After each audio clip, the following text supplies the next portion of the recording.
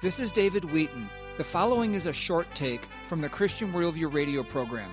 You can hear the full program at thechristianworldview.org. So where does societal activism against sin fit into the Christian calling? And how to navigate that when there are necessarily associations with those who don't believe in the true biblical gospel, come from a different religious foundation, where the clarity of biblical doctrine and the gospel can be confused while working together against a particular issue? There's several passages of Scripture that come to mind that I think are helpful when we think about Christian social engagement. One I alluded to earlier, being salt and light. That aspect of salt preserving against the influence of rot and decay, and light being clearly projecting truth and reality and all those things.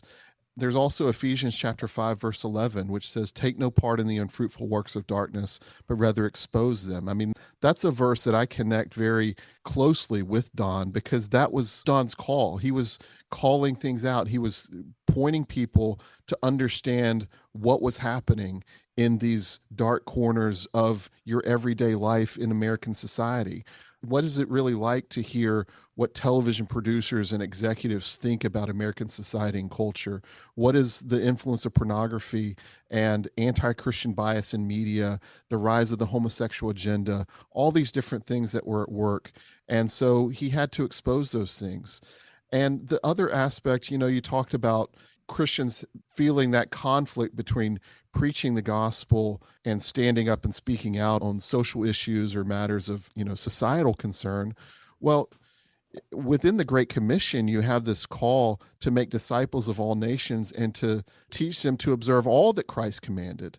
And so when you take that all that Christ commanded aspect of it, there's a way that we need to understand and rightly engage with the things that are happening all around us, because they influence everyone. And in a country like America, where we have the opportunity to participate in the process, it's not just handed down to us or stamped upon us from on high, but we have the opportunity to participate in the process.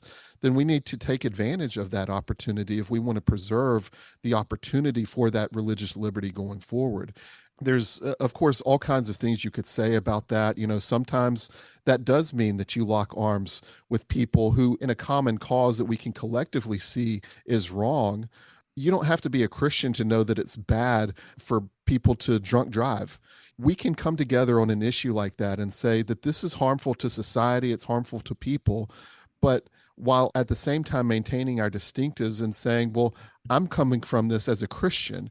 And now because you have common course with somebody on something, you may actually have an opportunity to present the gospel to somebody, because you're appealing at first to a sense of common good and decency, but now you're undergirding that understanding of common good and decency with the biblical understanding of it. So I actually think that cultural engagement provides us with opportunities to evangelize and present the gospel. It doesn't remove that from our opportunity, it actually gives us those opportunities.